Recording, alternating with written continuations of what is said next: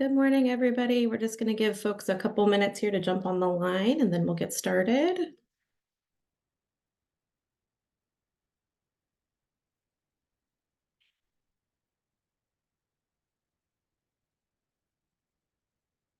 Good morning. If you're just joining us, we're just getting everybody a minute here to get online. It always takes a second for Zoom to let everybody in.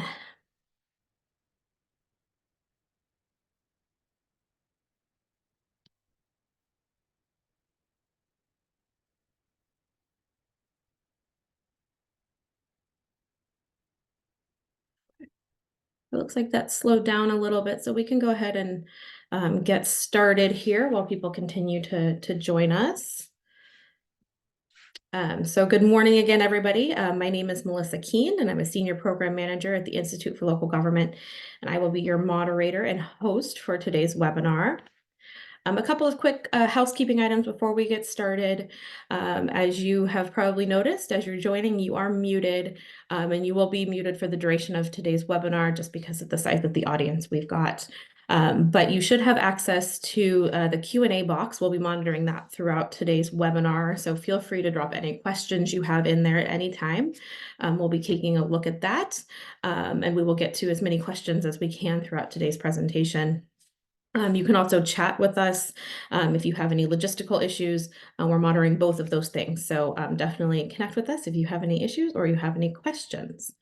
We will also be recording the session, as you probably heard when you jumped on, and we will be sharing that recording as well as these slides with everybody at the end of today's webinar. They'll be posted probably by the end of the week, so keep an eye out for that.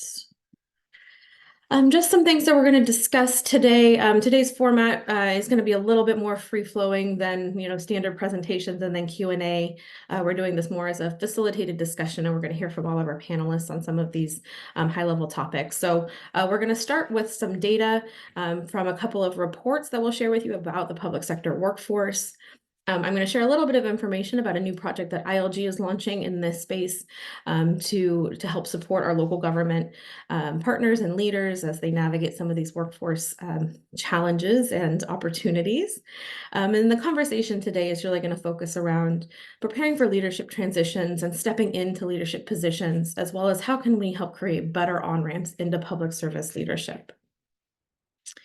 So before we jump into the content today, I'm going to share a little bit about ILG in case you aren't familiar with us. So we are a statewide nonprofit affiliated with the League of California Cities, the California State Association of Counties, and the California Special Districts Association. So we serve local governments statewide and provide practical and easy to use resources so that you all can effectively implement policies on the ground. So we do that in a number of ways. We do a lot of education and training like today's webinar, but we also do other online training, in-person training, conference sessions, things of that nature, as well as provide technical assistance, capacity building, and convening services to local agencies statewide. We have 4 main focus areas that you see listed on the left there. We focus on leadership and governance. So how can you all be good governance teams? How can your elected officials work with staff, work with the community, and really help set that foundation for effective local government service and operations?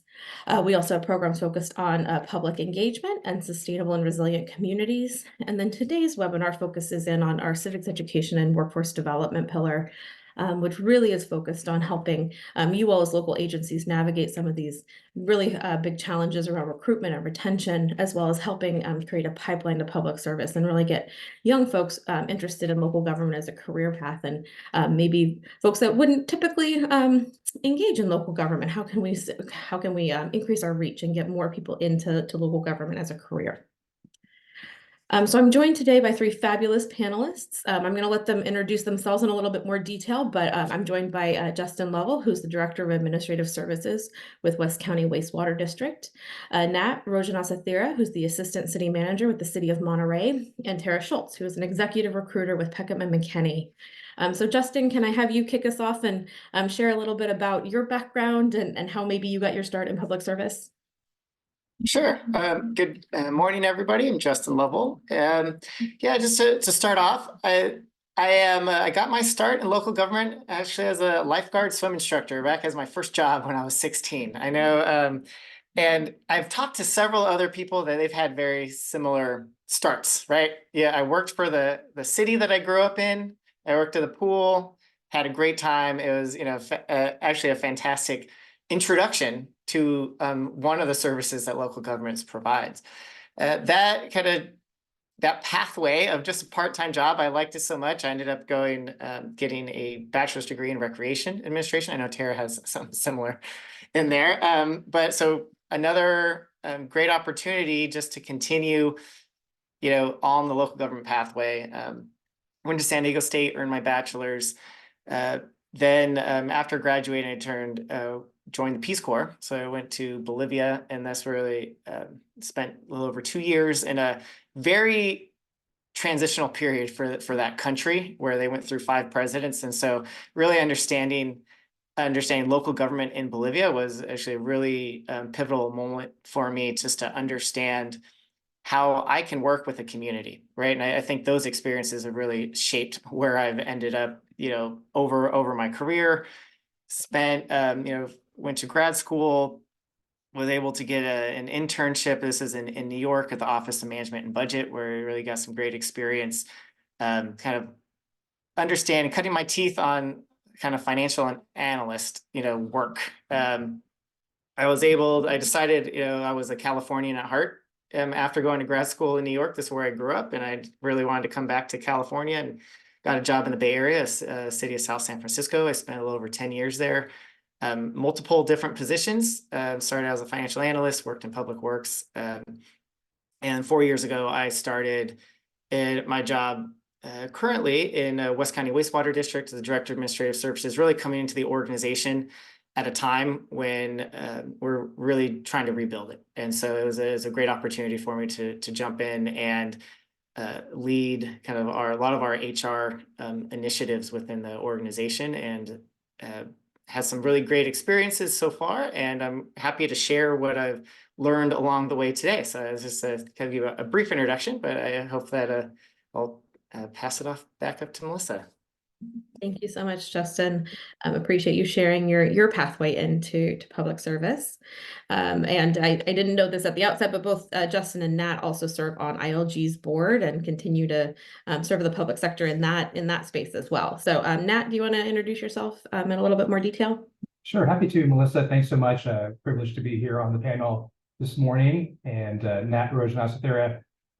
I started my career very much in a traditional path to where I am now as assistant city manager. I started as an intern in the city manager's office over 20 years ago with the city of Pacific Grove. There was an internship opportunity that the city manager said he read an article in Public Management Magazine that cities should create internship opportunities for students, and I was attending Cal State Monterey Bay at the time.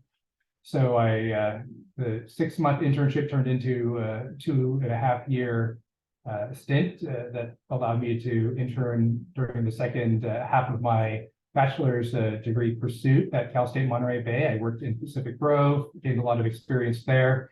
Worked for about 1.5 years for the Monterey County Convention and Visitors Bureau to help establish their tourism and business improvement district. And then after that, spent 12 years in the town of Danville in the East Bay, closer to where my family was based in Fremont, and my in-laws in the East Bay, and started in transportation and economic development, gained some experience in both of those areas of service delivery. It eventually became assistant to the town manager. So I had some experience on projects and policy issues. And then I was later promoted to administrative services director and spent a couple of years there. The last 4 years, I've been assistant city manager here in Monterey, and also, in addition to serving on the ILG board, proud to also serve as a West Coast region vice president for the International City County Management Association as well. So glad to be part of this panel. Perfect. Thank you so much, Nat. And Tara, do you want to round us out? Sure. So I'm Tara Schultz. I am an executive recruiter with Peckham and McKinney. But as Justin mentioned, I did put in 28 years in local government, and I got my recreation administration degree and my master's of public administration from Cal State Northridge. I started my career in local government as an intern for a small city here in Southern California called Sierra Madre. I spent 6 years there and moved from there to the city of Alhambra. And I spent almost 19 years in Alhambra and had a lot of really great opportunities.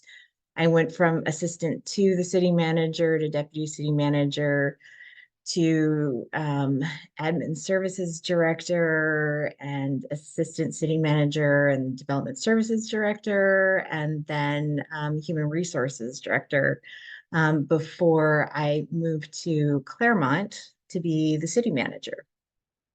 So I had an excellent career. I loved it so much and highly recommend public service to people. And then after Claremont, I retired, did some interim work here in South Pasadena, and then started with Peckham and McKinney, who I was really, really excited to become part of.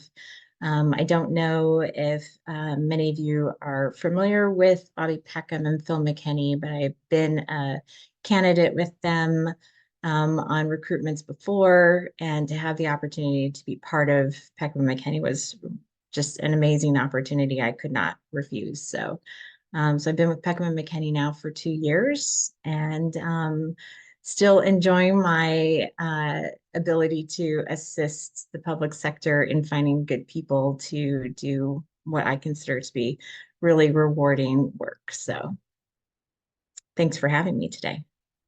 Perfect. Thank you so much, Tara. And thank you to all of our panelists.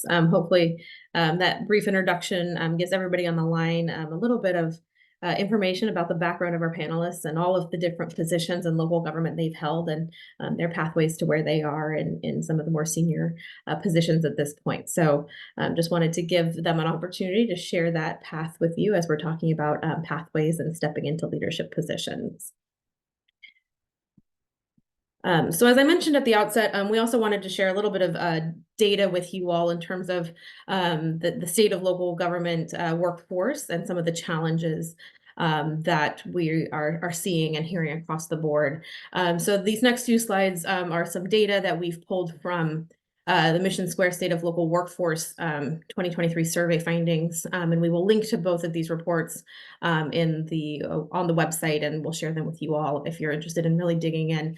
The next few slides are really just a snapshot of some of the big picture things that we were seeing in those reports. So I'm going to run through this, and then panelists, if you have any reactions or any thoughts on this, would love to hear that once we get through these next few slides.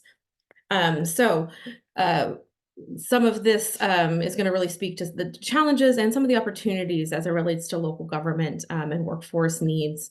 So as you see here on the slide, this is probably looking familiar to a lot of you all that are working in our local governments, is how do you all respond when there aren't enough qualified candidates? This is something we hear time and time again from local agencies, that they really just aren't getting the pool of candidates and or the pool of qualified candidates to fill a lot of the positions that need to be filled. So you see here on the screen, some of those strategies include reopening recruitments, which is obviously time consuming and can be very costly, hiring below minimum qualifications. So then you can upskill or train on the job, thinking about reducing or restructuring services to match the available staffing, which obviously will have impacts on the services you're able to provide to your communities. And then a small percentage are overhiring for vacancies when they do have those candidates available. So trying to get all of those qualified folks in when they are available, right? So thinking about recruiting the next generation. So another one of the questions was how successful folks have been in recruiting Gen Z employees or new people into the public sector workforce. You see a big chunk there as somewhat successful. And that's about half of the folks. And so not a ton of success, somewhat successful. And then you see another quarter of the folks here responding were either somewhat unsuccessful or very unsuccessful. So I think that speaks to how we're recruiting and how we're talking about local government positions. We're hearing a lot, and we'll talk more about this in the conversation about that retirement wave and the departure of baby boomer employees from the workforce. And so another one of the questions was, what does that impact having on local government agencies? And so you see the biggest chunk of that graph there is that this is really going to be happening over the next few years. So a lot of agencies are really anticipating a large retirement wave coming, which is obviously going to impact the amount of leadership positions that are available and just positions in general. And how are we strategizing and filling those positions and really thinking about those pathways into public service and then those pathways up once you're into that public service, right? So thinking about retention and development, this is probably a little small, but as I mentioned, we will be posting these so you can take a look at this on your own. But this is really an assessment of what programs local agencies are using to encourage employee retention and development. So at the top there, you're seeing things like employee assistance programs. It's been a really rough few years for a lot of not only public sector folks, but just the community in general. And so having that support, thinking about things like exit interviews, employee development, so training or formal education reimbursement programs, followed by in-house training opportunities and things like that. So how do you really not only retain employees, but make sure that they're ready to step up into those leadership positions? Some of the key themes from exit interviews. So this is why folks are departing from the public sector workforce. At the top there, you see compensation not competitive. I think that's something that will come up in our conversation is thinking about opportunities for local agencies and the public sector in general to try to be a little bit more competitive with the private sector when maybe they can't keep that same compensation that the private sector can offer, but also even among agencies. So how can you think about retaining staff so they aren't moving on to maybe an adjacent city or the county or a special district or other kind of regional agencies. So that was number one. Retirement, you see, as we just talked about, is a big reason folks are leaving the public sector right now. And then followed closely there by advancement with another public employer. So again, that's folks that are moving around in the public sector, and again, maybe going to another public agency. So this talks about what attracts employees to local government. So what can we be leaning into to really attract and retain additional employees or staff? So just thinking about some of the top ideas there. So job security. So there's still a sense that these jobs are going to be good jobs for the long haul, and so getting in there, there's a sense of job security. Think about work-life balance, other benefits like health insurance, and things like that. We will spend a little bit of time talking about this too, so we just wanted to put some of this data up for you all, thinking about mentorship and upward mobility. And so that the graph on the left there talks about, do you wish that you had a mentor that would help give you advice? And about half of folks said yes, and they would really seek out their help. Another chunk said yes, but they maybe wouldn't always seek out that assistance. So that's a good, 80% of folks really would love to have kind of that mentor relationship in the office. And then on the right there is, do employees have a path to develop towards other roles and responsibilities? Overwhelming amount of respondents said yes there. So how do we think about that and really lean into that to prepare not only the younger generation, but just maybe lower level employees to step up into more leadership positions or more senior level positions. And then this just captures the likelihood of the respondents of the survey recommending a career in public service to a friend or family. You see a lot of people here say that they would recommend those positions to family and friends. So that is a good sign for job satisfaction there. And before I jump into that, I just want to pause and see if there's any reactions or thoughts from our panelists on any of this data. Does this resonate with you in terms of what you're seeing in your agencies? Anything that surprised you from the survey results?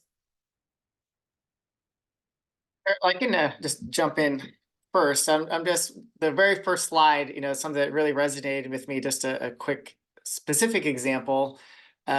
We had a position, it was called a health and safety manager, right? And we were going through recruitment. We were trying to hire somebody and just were not successful. And so we did exactly kind of along that pathway of we reopened it. Okay, the person didn't accept that we offered it to, and then the pool was really small. Okay, now we made it, instead of a manager, we did a coordinator. So we put the minimum qualifications a little bit less, right? So they didn't need as many years of experience. Still, we're not successful, right? So then we ended up restructuring. And fortunately, as we were thinking about like candidates to come in other positions, I were already looking at how we could reassign specific duties, and we're like, well, this really needs to the safety component of our organization. We should have that. A lot of that coordination should come through our human resources division. And so we basically were able to take that component of the job, instead of having it specifically under there, we were able to move it under hire an additional HR analyst that would be one of their responsibilities. So we were struggling, right? And I don't think we're unique in that aspect, but we basically had to go through that whole line of how can we get the employee, how can we have a job that needs to be done, and how do we find a candidate? And the right candidate ended up being a human resource analyst who didn't have that quite exact safety driven focus, like experience, but has come up and has relied on a lot of our other staff who are very well versed in kind of the safety and with, mixing with consultants to kind of get what we needed in the organization. Thinking outside the box a little bit, right? What flexibility do you have? Tara or Nat, any reactions? Yeah, I just, Go go ahead, ahead, go ahead, Nat. Okay, Melissa, can you go back to a couple slides earlier about the top 3 factors attracting you to work in the private or public sector? I think, this definitely resonates with me. I think these are the tried and true ways that local governments, that cities, counties, special districts all have to attract folks to work in the private sector, and not only attracting, but also retaining. I mean, obviously job security, work-life balance, health insurance, that public service oriented of the satisfaction of the job gives you. What the challenge is that generally speaking, us as local governments don't do as great of a job as we could trying to market and attract to those who aren't already in the public sector. And that's a challenge. The private sector, especially large companies, even local firms that are out there, are finding ways to be creative through social media. Many of our cities and counties are doing that, but we've got quite a ways to go, and that includes many organizations that we represent. We because of our strict policies, we can't get into we can't use TikTok, but everyone else is using TikTok. There's different ways in which we can improve the marketing piece, because those factors are all so true for us, but it's how we recruit and how do we promote local government as a profession. Yeah. I definitely see that retirements are still happening. I mean, I'm not a baby boomer. I'm that middle generation in between the baby boomers and the millennials. But that generation is also leaving. So there is a huge need. I think that local governments need to be open to thinking differently about who they're looking for. I think they need to think a little bit more private sector about how they're going to attract people.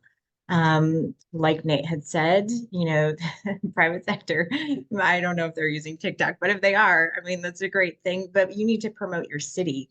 You need to promote the culture of your city so that you're an attractive place that people want to be, and are seeking that one opening just so that I can be part of that organization. You have to market yourself and make yourself something that is special, that might be different from what they are or what they're where they're at. So Yeah, definitely thinking about not just marketing the job, but marketing your market the agency or even organization. the public sector as a whole, and what is going to attract people there and draw people in, and then keep them, right?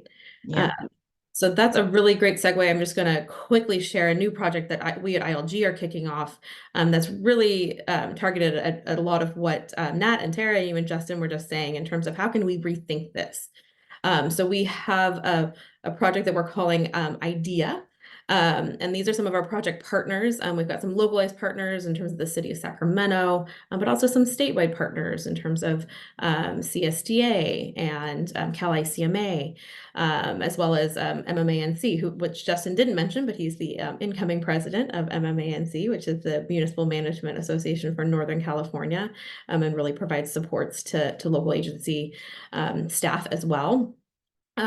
So what is the big idea, if you will? And so we really are aiming to help public sector employers develop solutions to some of these hiring retention challenges, and really thinking about how can we create pathways for underrepresented communities to learn about and compete for and then thrive in local government careers. So exactly what Nat and Tara were just talking about in terms of how are we conducting that recruitment? How are we doing that outreach? How are we talking about local government careers and the opportunities that exist there? And then in addition to that, we're also looking at working with regional and local governments to thinking about making hiring practices more accessible and inclusive, particularly for historically disadvantaged or underrepresented or low income communities. Again, by rethinking some of these recruitment and retention strategies. So these are the big components of the project. There's going to be more to come on all of this, but high level, we're looking at updating regional and statewide local government and public sector needs. So what does that data look like? What are the gaps? What are local agencies and the public sector struggling with in terms of recruitment and retention and workforce challenges? We'll be creating a library and resource hub. So one of the fantastic things about the public sector is how willing folks are to share their best practices and their policies and what's working. So we're going to be pulling together a resource hub of recruitment and retention strategies, of outreach strategies, of succession planning, of potentially job descriptions and other things that other agencies can access and maybe pull ideas from. We'll also be launching 2 pilot programs, one focused on that community outreach and recruitment. So again, how can we be thinking about this differently? What's working? Who are we not reaching? How can we adjust our outreach strategies or our messaging or our language to reach additional potential employees?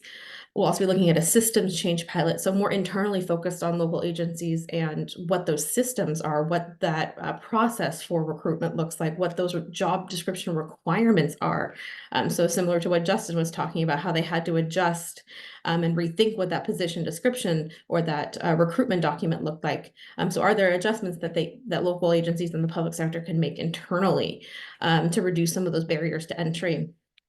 We'll also be talking to the community and getting insights from them on what's working or what would help get them into the public sector. And then the culmination of this project will be a best practices guidebook where we'll pull all of this together and really have resources and possibly other templates and things of that nature to help you all as public sector employers do this better, do this easier, right? So we're just getting that kicked off. So you'll be hearing more from us over the next year or so in that space. So keep connected with us and we can share more as we go. I do want to kick off just a quick Zoom poll to hear a little bit from you because you've been hearing a lot from us already. So let me get this launched. Nope. Okay. Hopefully you see that pop up on the screen. We've got 3 questions for you. Just want to get a sense of who's joining us today in the audience. So what type of agency are you with? And then we'd like to hear about what level you are within your organization. And then lastly, how many years have you worked in the public sector? So maybe not specifically with the current agency that you're with, but in general, how long have you been in the public sector? So give this just a minute or so.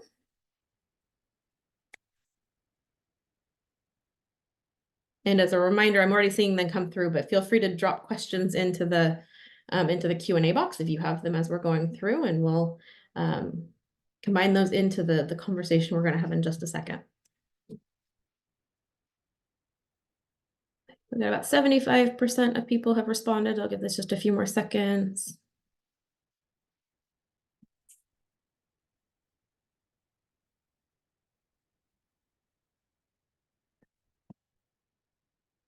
I'm gonna go ahead and end this and then share those results.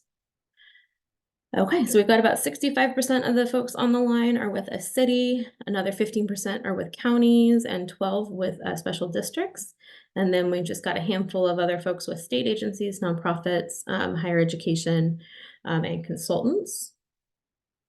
And then in terms of level within the organization, this is a little bit public sector focused. So if you're not in the public sector, you probably selected this other piece, but we've got an intern on the line. And then we've got some folks that are entry level or that assistant level, quite a few management analysts and managers and supervisors, as well as a lot of department directors and assistant directors.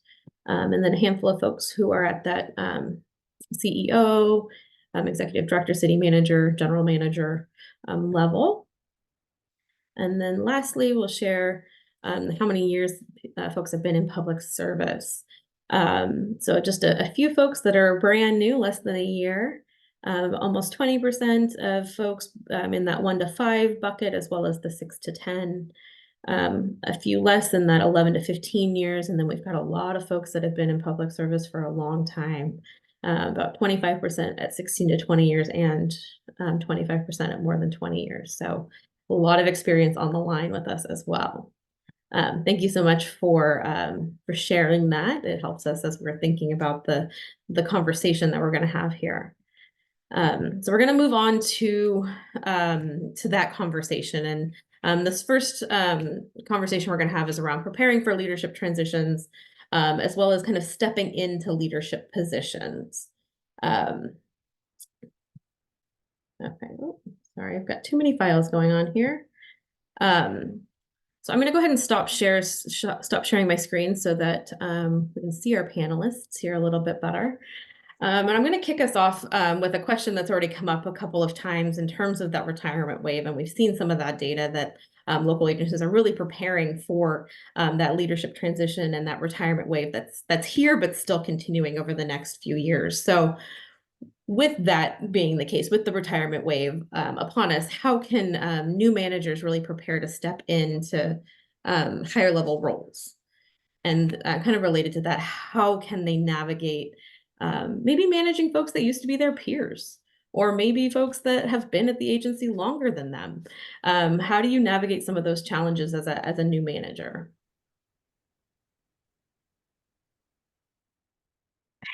I don't know who's Go first. I'll go. So it's interesting. First of all, it's interesting. I think we've been using the term retirement wave for the last 20 years, and it's just the nature of organizations, right? And I know but here's what I'll say. I think specifically to your question, Melissa, on how do you navigate team members that have more seniority? I think many of us have been in those roles. I was a fairly younger department head at one point, where I was the youngest person on the entire team, including everybody in the department that I supervise. And part of that is building credibility. It's getting to know your team. I think in terms of as a recruiting manager now, or as someone who is involved with trying to attract and retain talent within our organizations and outside of our organizations, it's important to find managers who have the full breadth of experience on the project side, on the policy side, on the programmatic side, and have those more broader skill sets that are transferable regardless of the department. I think for us, local government continues to evolve. The challenges that we're faced with evolve, and there's no way to hire someone who is a technical expert in every single area. So we want to hire for potential. And often that means bringing someone on board who might not have the most years of experience, but someone who's got credibility, who is able to work collaboratively with others and have those strong supervisorial skills, accountability, but also the ability to collaborate and direct and motivate their teams. And that's one of the reasons why, I've always been a supporter of, you find the right manager, even if they may not have 100% of the technical skills, as long as they have some experience in that arena, that we can grow them to be really strong managers and strong department heads as well. And, for many years, I used to work for a community where you could put the city attorney in charge of Parks and Recreation because they were such an effective manager and had that such a strong managerial skill set. You could bring someone who's a library director and put them in charge of recreation, even because a lot of those skills are transferable. So those are my initial thoughts. I'm sure Justin and Tara have more on this one. Yeah, I agree with what Nate's saying. And throughout my career, I did do that. What the example that Nate had is I had those skills to bring people together, to elevate people. And so I was asked to step into a number of different roles that I wasn't necessarily the expert at. And I think what's really important, for example, when I became development services director, I have no planning background whatsoever. However, that team needed a good leader to bring them together, and to inspire them and to help them prioritize and strategize, and that was something I was really good at. And I think what's really important is when you do step into that is that you respect the team that's there and you learn them and you learn their job. If you don't take that time and show them that level of respect, they're not going to respect you or follow you. So that's really, really important. And another thing that I think is really important, particularly with the retirement wave, is if your organization has the opportunity and ability to do really good succession planning, I really encourage you to do that. I'm a huge supporter of promoting your team, giving them those opportunities, growing them so that they have the ability to take on those opportunities. But in smaller organizations, sometimes they don't have the depth to do succession planning for preparation. And in those particular cases, then you're going to be looking outside the organization to bring in that leader. And that's perfectly okay. And sometimes that new perspective is refreshing. And it's not a bad thing, and it doesn't necessarily say anything about the team that's still there, that is without that leader and taking on the new one.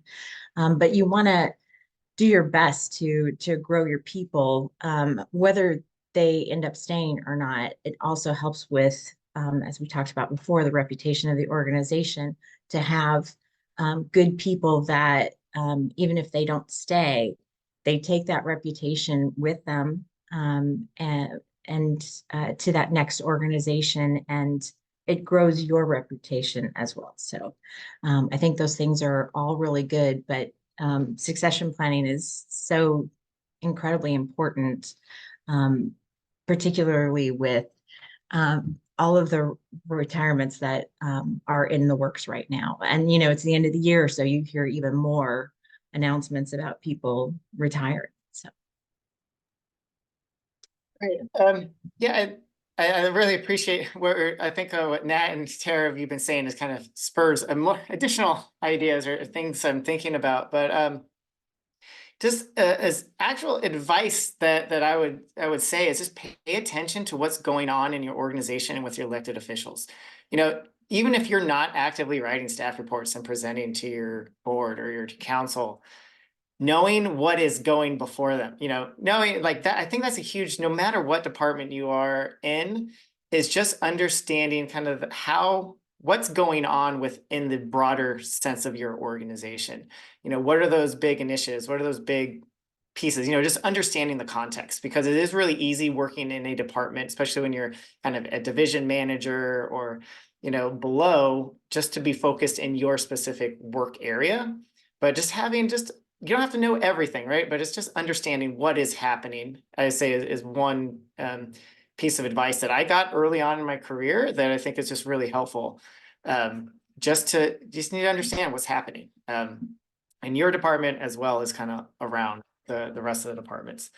And the other piece is thinking about working with multi-generational is how do you communicate? Just, you know, there's kind of two pieces. Is one, just understanding you know, the individuals you work with, their communication preferences, right? Like some people love an email, they love a long email. Other people want a phone call, right? Someone give me a text, right? Just, you know, we have a lot of communication tools available for us right now, but it's just understanding those who you're working with, what's their preferred method. And sometimes it's just as straight as asking them. You know, you can't assume either, you know, working with, and that will help a lot on the multi-generational front is just understanding how they want to be communicated and communicate with them that way. And I say the last piece is, you know, be curious. You know, if you're working with somebody who's been in the organization for a really long time and you're younger than them, or maybe you're their manager, just understand, you know, just ask them questions. What's their experience been like? A lot of times what I've found, you know, it's not immediately but they'll open up and they'll talk and they'll explain, like, you know what, I remember this time, you know, so many years ago, and it actually really helped give a lot of context, you know, within the organization as well. I feel like I've started to do that at ILG. I've been here 10 years, like back in the day. Something that you all mentioned that I want to dig into a little bit more is really that encouragement of team members and maybe staff that you're supervising that are interested in stepping up or taking on more responsibility or that next role. Is how do you encourage that? How what supports do you as a manager provide to kind of counteract that, you know, wait your turn mentality? You know, you have to be here for this many years before you can step into that position that I think sometimes happens in government organizations and others. So how do you encourage team members to step up, or what support do you give them? Yeah, I can just think specific my experience, right? I did get that early in my career. Wait your turn. You haven't been here long enough, right? Like this was I first started working with the city, a couple of years out of grad school. I haven't been working in my job for 2 years, and I was asking, how can I get involved? And I was told to wait my turn. And, you know, and interesting, I had some really good advice from one of our admin assistants I was working in the finance department. She had been working with the city for a really long time. And she's like, I know the city manager, right? Like we started working together, you know, 20 years ago. Just go reach out to him. He's a friendly guy. Just tell him, hey, you're interested. So I was like, oh, okay. I did that. He was willing to meet with me for half an hour. And I just talked about what some of my interests were. And he said, okay, great, you know, thank you. I didn't anticipate, he didn't have anything for me immediately. Then all of a sudden, 6 months later, he's like, hey, the League of California Cities is doing this one thing. Hey, can you take the initiative? It was Strong Cities, I'm trying to remember what it was. It was like in 2010 or so.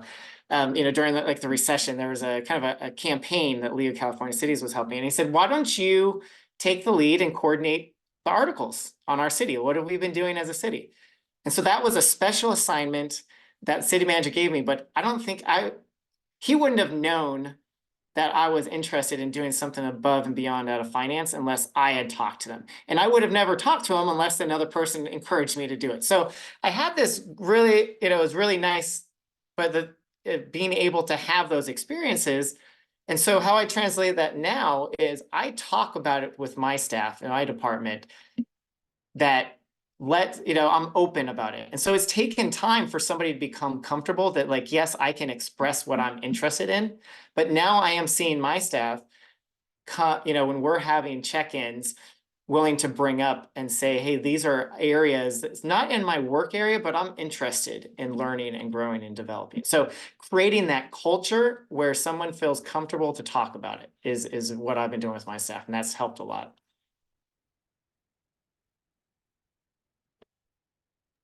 Yeah, absolutely. I mean, I volunteered for things. I put myself out there, offering to do things that I had no idea what to do. But I learned them, and I did them successfully.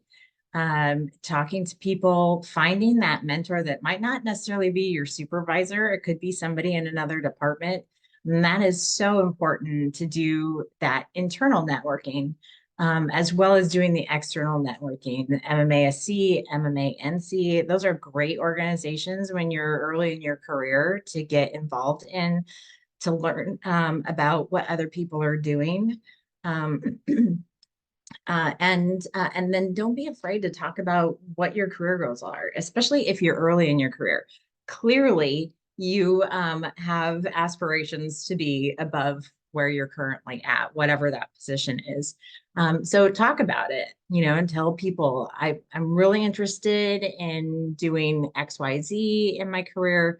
And then if you're the supervisor with your team, like Justin does, you need to be open and talk about what you can do to grow your team. And so meeting with them and finding out their curiosities and their skills and their interests, those are hugely important in also having just a positive environment within your organization, or just in your department sometimes. So. Yeah, I'll add to that. I definitely think getting to know your staff and getting to know each and every member of your team and what motivates them, what their interests are critical. Also knowing what their workload is, and as well. I mean, I know many of us are privileged in our careers because we've had the capacity and support from our families to be able to do those additional activities, whether that's MMA-SC or SC, NC or SC, or stretch assignments. But it's clear that striving for and expressing to your supervisor, or if you're a supervisor, trying to better understand your team and what might interest them, and offering those stretch assignments is really critical. We have a culture here in Monterey where we often give people stretch assignments, and we make it very clear we offer special assignment pay for those special assignments that deserve SAP or out-of-class pay, because compensation is important. You're doing manager level work, you get the compensation to match it. So that's only the fair thing to do, and we support that, and that shows that we care about our employees, and we're not just giving additional assignments, but we're compensating for it. There was one comment in the webinar chat from someone who's a department head and said annual performance reviews should be part of that process.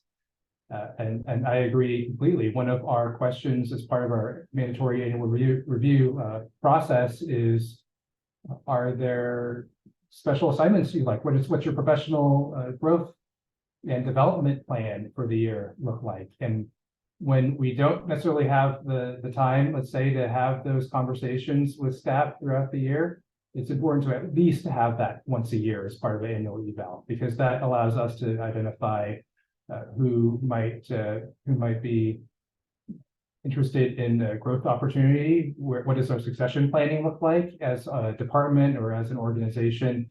And also that's the time to speak up, and really the opening for those who are looking to grow in their careers to speak up if they're not asked that question during. I love Justin's example. His story is definitely one that resonates as well. Thanks. Making sure. Melissa, can I just add on the wait your turn mentality? I think that's very old fashioned these days.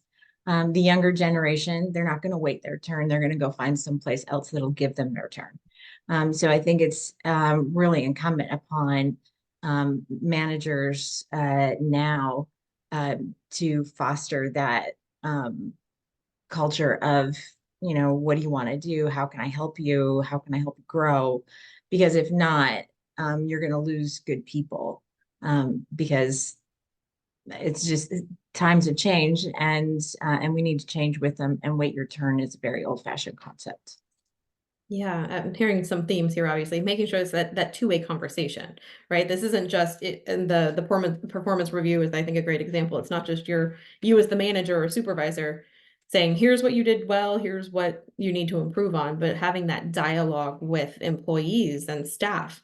Where do you want to stretch and grow? What opportunities are you looking for? And making sure you're having that dialogue, I think, is something that I'm hearing loud and clear from all of you, and something that resonates with me as well. But something else that I think you all brought up that I just want to ask one more question on is this culture piece. So it's something we talked about a couple of times already, but you all just mentioned it too, in terms of supporting staff, encouraging staff to step up, for finding those opportunities, having that dialogue, and really thinking about that culture of development and training um, and helping employees achieve their goals as well. So what have you all used in your careers, or what have you seen be really helpful in terms of training or mentorship or networking opportunities that could be really helpful to folks that either want to encourage team members that they manage to step into, or for maybe folks younger in their career on the line, what would you suggest, or what has been helpful for you?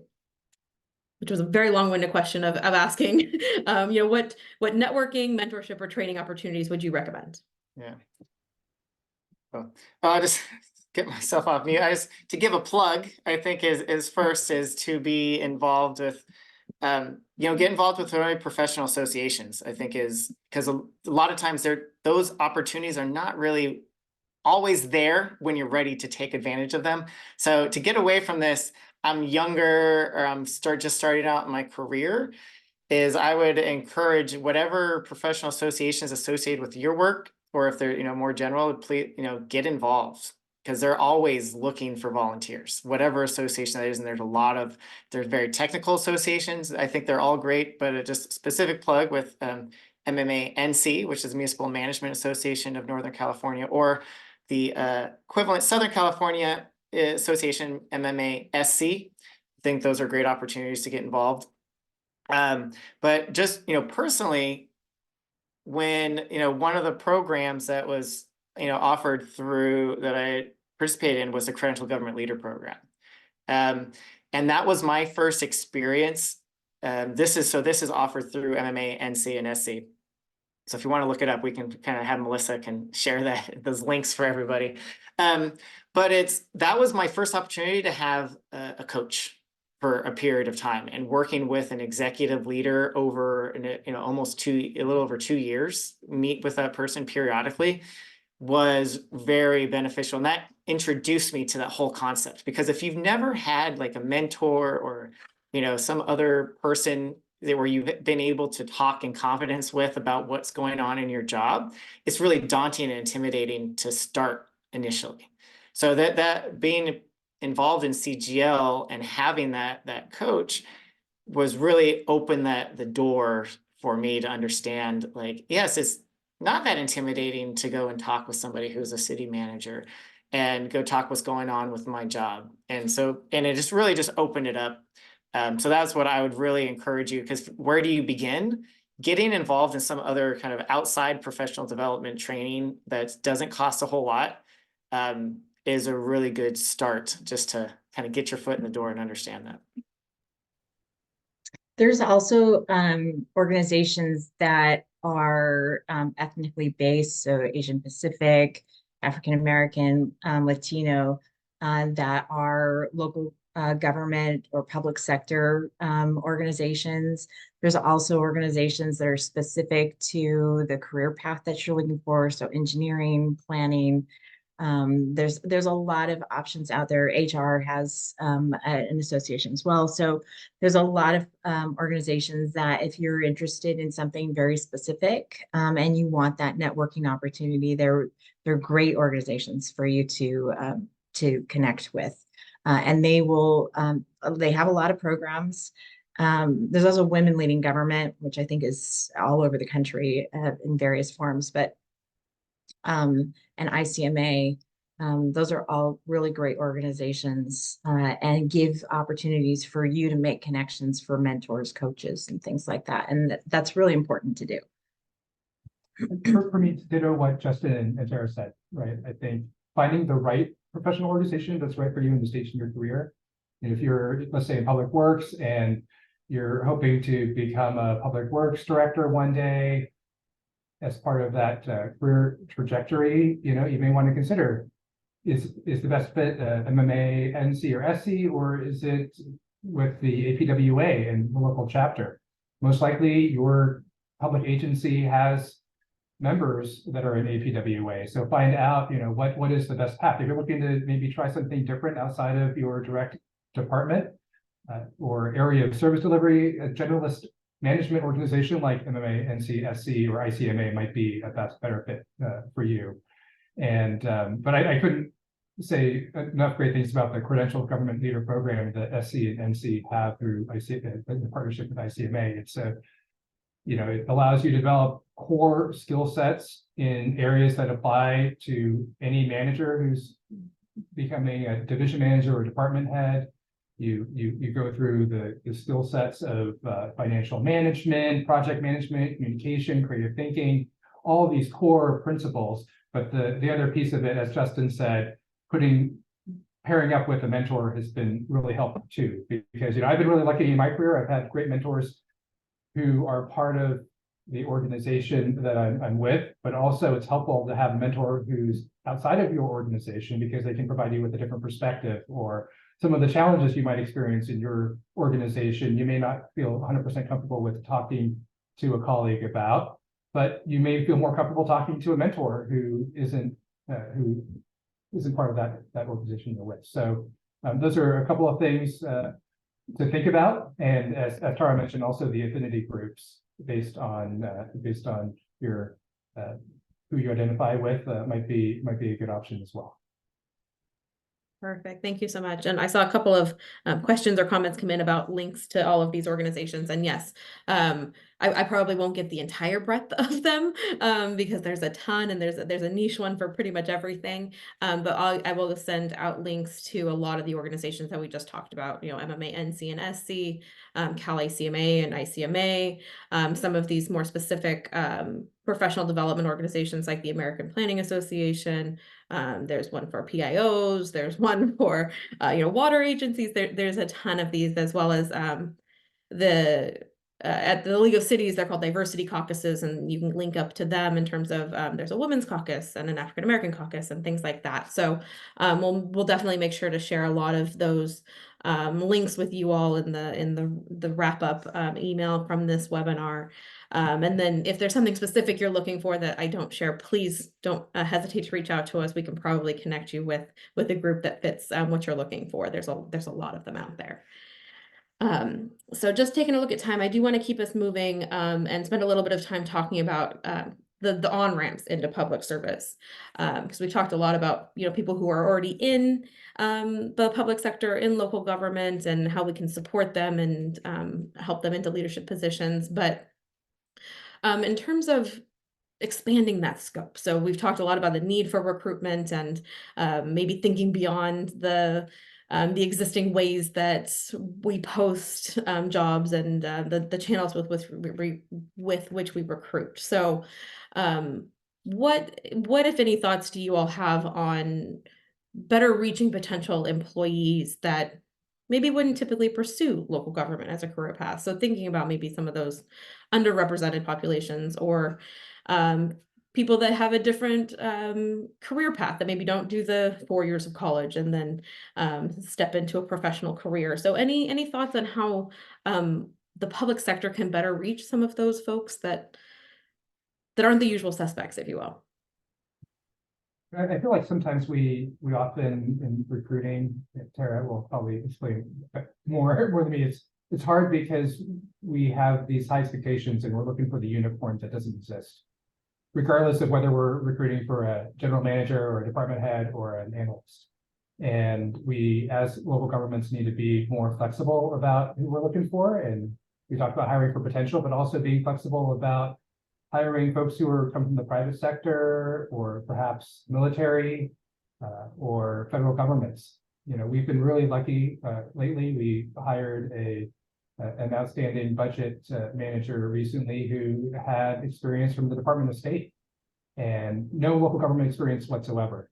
But he had the skill set and the right attitude and the willingness to learn and a local connection that allowed us to bring him on board. And it's been fantastic. You know, federal budgeting principles also apply to local government in many ways. And so that's been really helpful. The other piece is the nonprofit sector. You know, we have a number of nonprofits in the community, and they're wonderful nonprofits, but our compensation beats nonprofits. That's just the case for local governments. And we also have local governments that are public service oriented, and that kind of given the fact that we are a public sector, you want to give back, but also be compensated fairly. Come to the public sector instead of the nonprofit sector. Not trying to say negative things about the nonprofit sector, but it can be less competitive, right? And that's one area that we've been able to be successful in recruiting. And we've done that for students, for interns. So finding internship opportunities for students. We have Middlebury Institute for International Studies here in Monterey. And for the last several years, we bring on 5 to 6 interns and assign them to different departments. And these are students who usually have no idea that local government jobs exist. They want to work for an NGO, they want to work for the federal government or for a nonprofit. They learn about local government, and guess what? They stay with us after after grad school, or they go to another city, which is fine too, because they've been inspired by the impact that they can have on local communities. The last thing I'll say is our recruitment of veterans has been really helpful too. So we have all branches of the military here in our community because of the Defense Language Institute. So we've got Army, Air Force, Navy, Marine Corps, and we've been able to recently utilize the SkillBridge program and have most recently a Air Force technical sergeant leaving the Air Force. He spent the last 8 months with us full-time, paid for 100% by the Department of Defense. And then we just brought him on board as this year as a management analyst in the city manager's office. So it's a way that we're recruiting veterans to local governments. And ICMA has a great veterans program that is focused on transitioning service members into local governments, because that's a really successful tool as well. I just wanted to add just to Nate, when I got my internship in college, I needed it for course credit so I could graduate. So I was desperately looking for an internship and found this one just by accident. My sister-in-law said, call City Hall in Sierra Madre, they need help all the time. So I did, and they said, yeah, come on in. And I started. At the time, I didn't know anything about city government. I knew there was a mayor and a city hall, and I really didn't know what else. And so I think also take advantage of those career days at elementary school, junior high school. Go talk to kids about that. I think we need to promote that. Local government is a very exciting career. There's lots of different things you can do in it. And as far as hiring, I was telling Nate before the webinar started that I worked for a city for a short time that brought in, they were having a hard time finding people for finance, which is a challenging area for local governments to find finance people and engineers. And they got people from banks.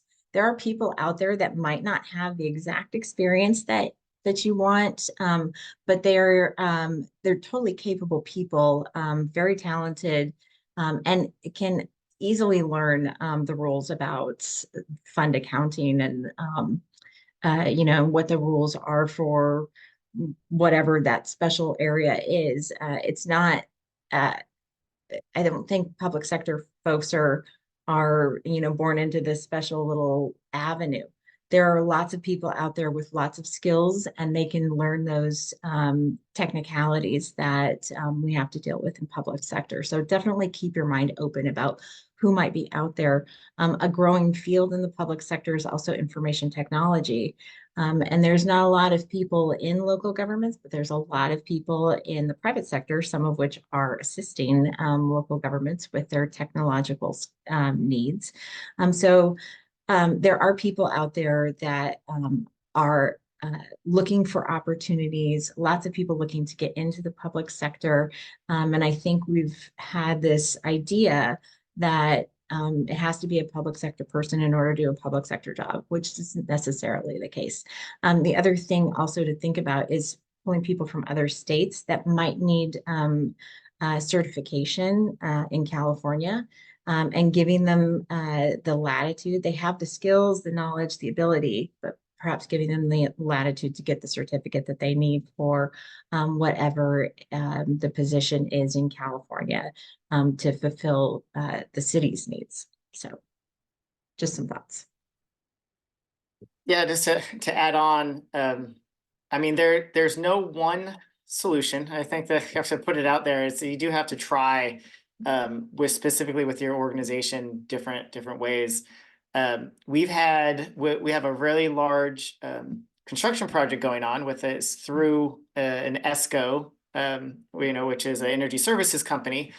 So as part of the negotiations with the contract, this particular energy services company says, hey, we will pay for interns. And so it's a different way, but we were able to leverage their skills on how they were able to reach out and find an intern for our lab. So it's very specific, you're finding college students, but we were able to get a few local college students that I don't know if we would have ever been able to find as an intern. So now at least they have an introduction into, as a special district, we have a very specific service that we're offering. And so I think it's even harder for some people to even know that special districts exist, because sometimes it's just, we're there, what are they doing? But we are able to, the person liked it enough and we hired them on part-time to continue while they're still in school. But I mean, that was one example for us just to, it was a unique type of project where the company was able, that was one of their community benefits that they wanted to provide and that they do a lot of work on. So that was an introduction for us. And I think that's helping us spur the moment of how can we have more interns? We're a small organization, right? We have 70 full-time employees, and it's challenging to go and how do we build that into the framework of how we do business of having interns or training people a lot when we're struggling just to make sure we're doing our day-to-day work. But then kind of on the other side of the way that we think about recruiting and finding talent in different ways. So what we say internally and what we said to our board many times is that we're fishing from a bigger pond, right? And so what does that mean? We're fishing from a bigger pond, like as a special district in wastewater. 15 years ago, we only looked for people who worked for wastewater districts, right? That's a very small pool.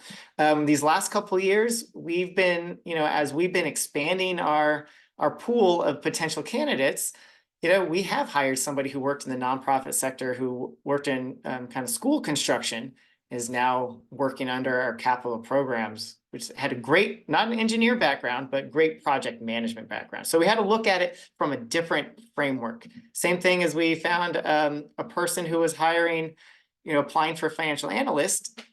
Well, we really liked the person, but there was another candidate that we made the job offer to, but we said, you know what, this person's skill set would be really great for this management analyst position we're opening up. So we reached out to this person and said, hey, we're just going to skip this whole, you've already applied, you made the own qualifications. We went straight to the department interview with this person. So it's completely different than what normally would happen in the public sector.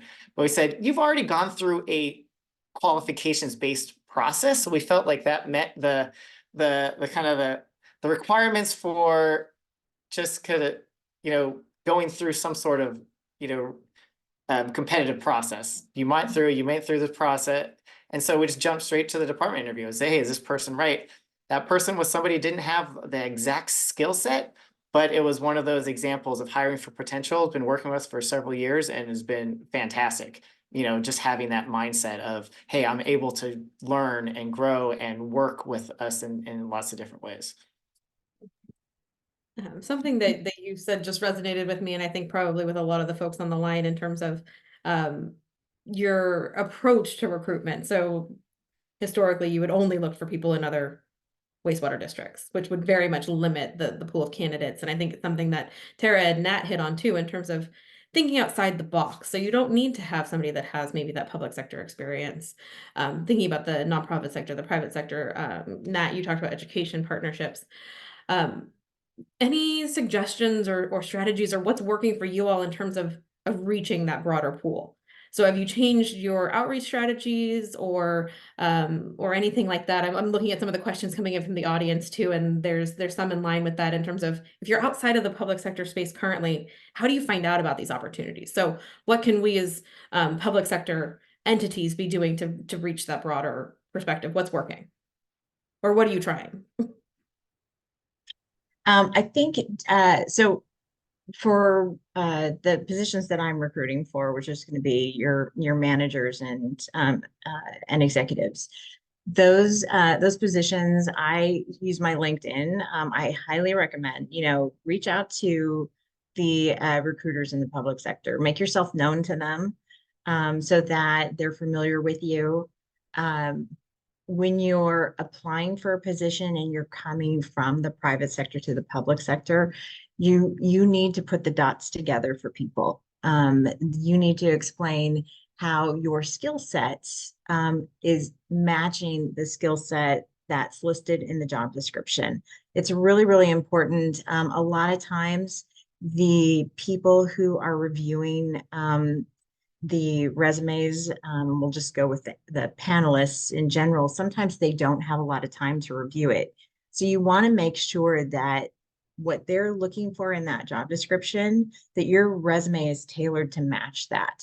And so if you're in the private sector, understand what it is that they're looking for and explain those things so that they find them quickly. Because they might have just seen your resume that morning before the interview. So, so make it as simple and clear as possible. Spell it out in plain letters. And then as far as outreach, those organizations that we mentioned previously, we reach out to them. I reach out to whatever the local group is for the field that I'm looking for.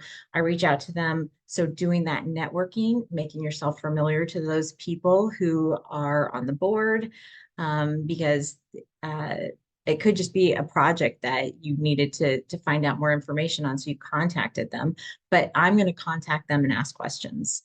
Who do you know? Who are some of the talented people that you see right now that might be a good fit for this position? So doing that networking is really important because I'm going to be looking for those resources to have connections for me.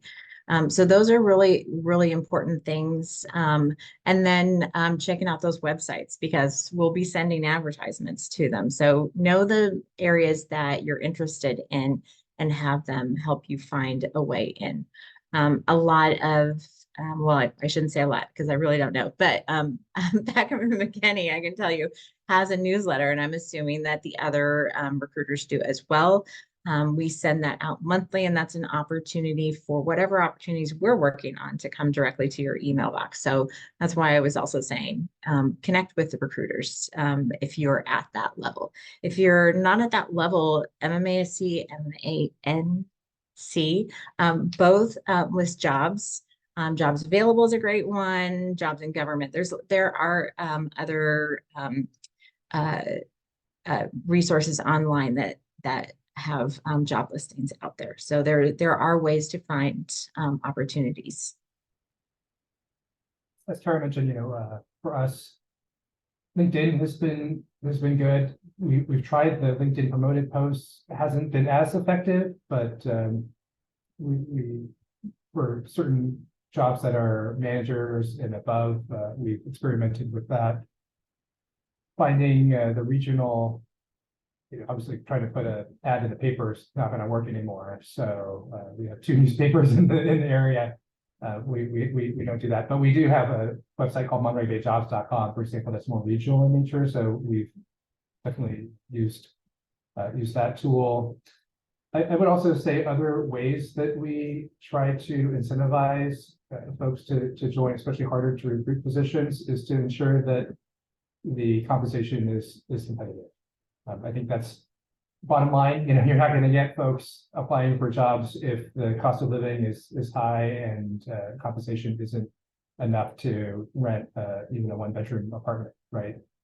That's just the nature of it. One of the things our city council approved recently with our city team's support is a cash hiring incentive, $12,000 per year paid quarterly for engineering positions. So we've got recruitments out for associate civil engineer, engineering project manager, and ensuring that those are competitive pay. So that's critical for us. We had Tara and I were talking earlier about how hard it is because we have to compete with the private sector, and she's absolutely right. I mean, we've got private sector firms directly recruiting engineers from our city to work for them, and then leaving us with no choice but to hire that private contractor on retainer for quite a bit more than the staff. So for us to be able to compete, we've just got to provide that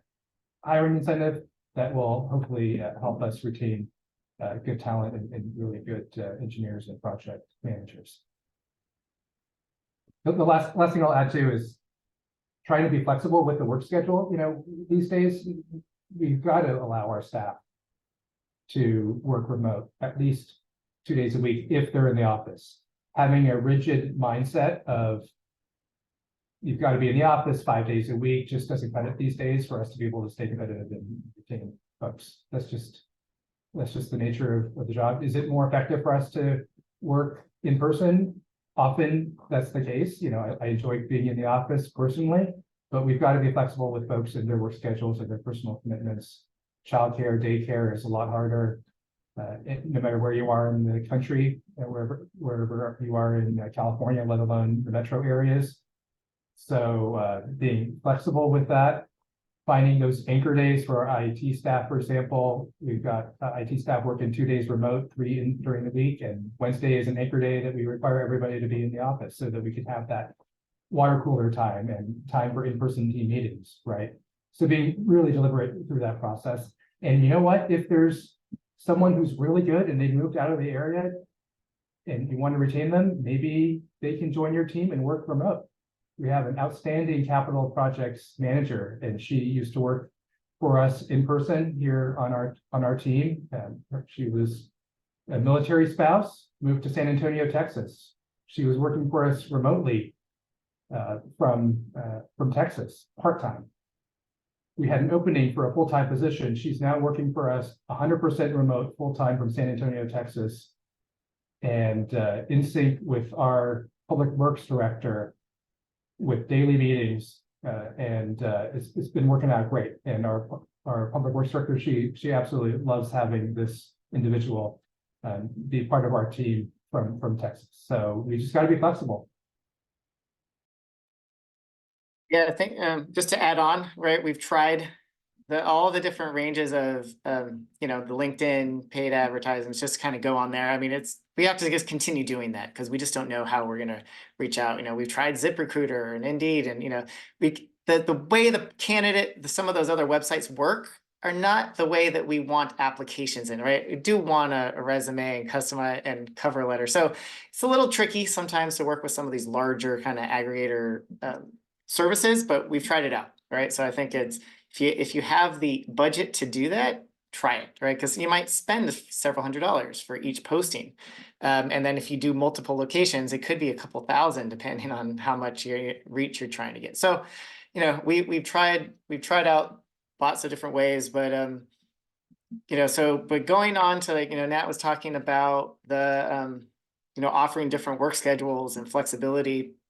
That's something that we've done a lot recently. Like we still we leave it up to our managers to to say when their staff need to come to the office, with the exception of recognize there are positions that have to be on site. Like they cannot, a sewer, or collection system or, sewer system, they cannot be maintained remotely, right? So you have to be on site on certain positions, but we have staff that do work further away than would be convenient if they had to come in every day because the commute would just be so long. But, even with our sustainability goals, one of the things is we want to maintain a more hybrid work environment because we want to reduce greenhouse gas emissions collectively as an organization. And one of those ways is to say, well, staff, you don't have to come in all the time or every day. And part of that is the mix of flexible work schedules, alternative work schedules, 410s, 980s, not required,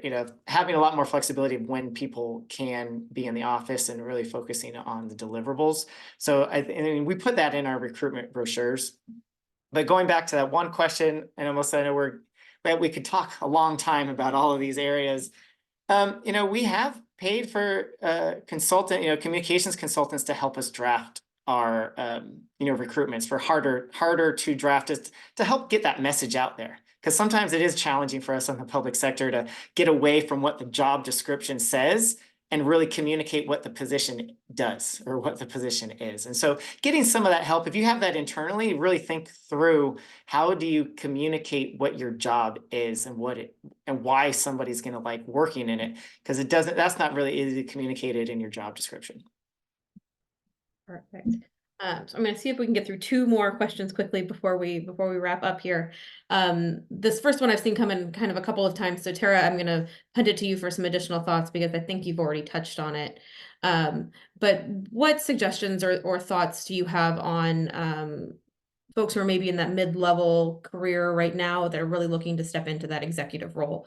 Particularly if maybe it's a non-traditional, they're more in a technical field like engineering. Any suggestions on what they can do to really step into or be prepared to step into that city manager, GM, CIO role? I'm going to say this from my own experience, and I think it's somewhat true across the board, but I think the more opportunity you have to have different project experience, managing people, setting priorities, creating strategic plans, those kinds of things, I think are very attractive to council people. So they can see that you have a broad range of experience, skills, knowledge.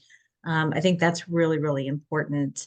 So if you're coming from, and I was a generalist most of my career, but if you're coming from like the finance department, expressing to the council that you're interviewing with that you have worked with other departments on various projects and explain what those projects are and how they overlap and how you help manage them. Same with public works or community development or community services. And those are all somewhat specific in their responsibilities. However, there's a lot of interactions between departments. And I think making sure that you explain that to the council people that you're interviewing with, how you have had those other experiences. And so you know how to communicate with those departments and get things done across department lines is really, really important. It also gives you the opportunity to kind of dabble in what the politics are, not necessarily as in dabbling and playing with it, but being familiar with how the political environment is affecting decisions in various departments. I think that that's really important too, because a politically astute person is also an asset to a council that's looking for a new city manager. They want to know that you understand the different roles and community influences that impact the decisions that they have to make. Perfect. And we'd just love to get quick thoughts. I've seen a couple of other questions come in here about, kind of non-traditional career paths. So would love any thoughts you all have on maybe it's younger candidates or just a possible expansion of your pool of candidates for folks who haven't been involved in government or maybe the private sector in the way we've already been talking about. So people looking to make career transitions, maybe from the service industry or something like that, where there would be transferable skills, but it's maybe not as direct of an alignment. So any thoughts on how the public sector can be more welcoming of that, or is there any programs or training that you would suggest people coming from very diverse sectors to get into public service that you would recommend? I'll go ahead and start if that's okay. And my only suggestion is to make sure you're familiar with the job, read that job description, know what they're looking for. And I also mentioned previously, tailor that resume so that's that you're responding to what they're looking for as simply as possible. Also, you need to manage your expectations. You might be a manager over here, but to get in, it might be advantageous to take that step back, get your foot in the door, and then it's easier to move around in the public sector once you're in, and it's sometimes easier to get in at that lower level than it is at a manager level. So you might think about taking that step back. Matt or Justin, any quick thoughts on that? Yeah, I think it's back to understanding as Tara mentioned, the job. Also looking at, I think it's up to us as local governments to be flexible and open-minded. There's from, let's say, food sector is one example. Recently, we hired a former plant manager / exec for a large food service company in the Central Valley as our maintenance superintendent, in charge of maintaining over 200 buildings in the city. It's being flexible with that, looking at what jobs in our organization might be transferable to other industries, and being deliberate about how do we recruit those individuals through both word of mouth as well as through associations. We have a Monterey County Hospitality Association that folks belong to. These are individuals who work in the food service industry and the hotel industry. Some of the jobs in our organization that are transferable from hospitality include conference center employees, because we operate and run our conference center, the parking services, all the parking garage service oriented departments, the recreation and sports facility is another example, maintenance services. So, you're really good at maintaining buildings in hotels, also means you're probably really good at maintaining buildings and being a technical expert for city facilities, fire stations and police stations. So being creative is a helpful tool as well. Just really briefly, it's focusing on so there's the two sides. Is on the employer side is that we just really need to work with HR staff and those who are doing the initial review to be a little more open instead of just focusing on those minimum qualifications. We have adjusted our minimum qualifications, to take away some education requirements, and instead of education, they could have experience instead. So they are getting experience, but look at it differently. And then I say on the candidate side, really, Tara talked about it, is really connect what values and what skill set you can bring to the organization. And that's the cover letter is a great opportunity to tell your story. And I think that could help get you in the door of getting an interview. Perfect. I'm going to jump back to our slide deck here really quickly just to share some final thoughts here. So again, if you're interested in joining the project I talked about at the beginning, reach out to us. If you have resources to share, if you want to participate in a focus group or one of the pilot projects, we are actively recruiting participants. So reach out to us if you're interested. Just a quick way to stay connected with us. Here's our social media channels. Our newsletter is a great way to stay up to date on some of these projects that we are pushing forward. And then I'm going to pause here, have our contact information up. We obviously didn't get to all of the questions that came in, but had a robust conversation. So hopefully we answered a lot of the questions you had, but if there's something straggling that we didn't get to, feel free to reach out to us. Or again, if you're interested in any of the work that we at ILG are doing, please don't hesitate to ping me. But we are right at time. So I want to thank everybody on the line for joining us for their lunch hour to hear this conversation. And I want to thank all of my panelists for joining and sharing all of their expertise with us today. Tara, Justin, or Nat, any final thoughts before we sign off? Seeing heads shake. Okay. We're just really glad to be part of this panel, and I know this could be full several more hours, but I'm really excited that there's so many people who are interested in growing in the profession and being local government leaders, or folks who are in local government looking to try to find creative ways and continue to follow us on ILG, and we shared some links in the chat box to ensure that emails to the link to all the resources we talked about today. Yes, well, thank you. I really appreciate being part of the panel. Yeah, thanks for having me. I thought this topic was great. And I'm always happy to answer questions people want to send me. I know there were some up there that I didn't get to, but if you want to send me an email, I'm happy to get back to you. Perfect. Well, Tara, Justin, Nat, thank you again so much. And thank you to everybody on the line, and have a great afternoon. Thanks.